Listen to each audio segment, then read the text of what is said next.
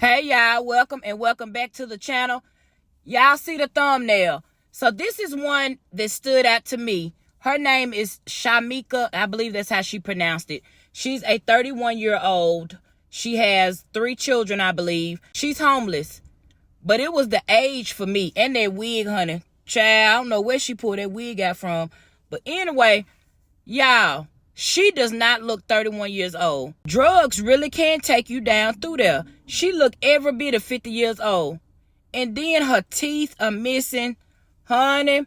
So apparently she is from New York. She went through a custody battle back and forth with her mom and dad. She ended up staying with her dad, and he passed away. She was 16. So you never really know with this lady. I noticed that she would kind of say one thing and then backpedal and say something different. So let's just say around the age of 16, 17, she started getting out here escorting. Honey, when I tell you that Marcus, he couldn't resist it. He could not resist it. He said, the audience is going to slam me for this. You know, at this point, y'all, I believe he asked people about their essays or possible essays just to get under everybody's skin. Because it is unnecessary to ask every single person that you interview if something happened to them. Everybody that's homeless, everybody that's out there, you know, being a panhandler and that's smoking whatever drug of choice it may be, does not mean that something happened to them, does not mean that somebody touched on them. And that's why I say she's not being honest and just making up stuff.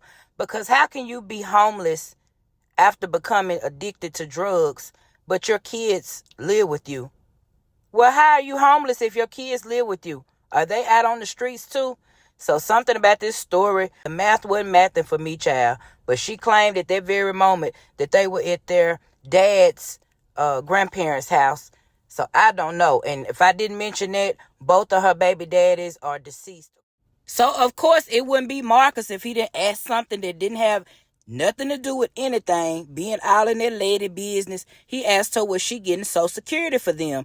And she said no, she didn't know how to go about it. Well, they normally, I would think, would send you a letter in the mail, reach out to you via phone.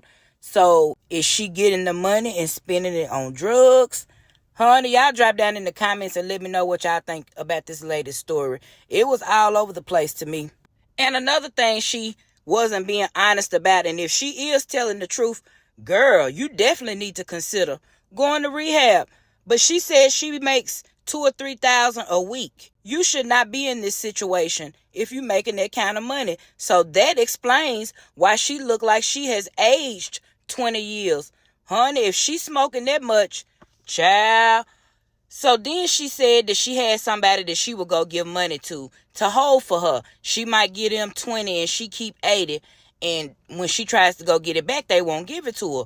Now, let's see how that work out when it's time for her to get up on her feet, because I'm hoping and praying that she will. But from the sounds of it, she does not sound like she wants to quit. She did not sound like she was reaching out for support, help, trying to get into any kind of program or anything. She talked about it, I think, only because Marcus mentioned it, but she didn't seem to want to stop at this very moment.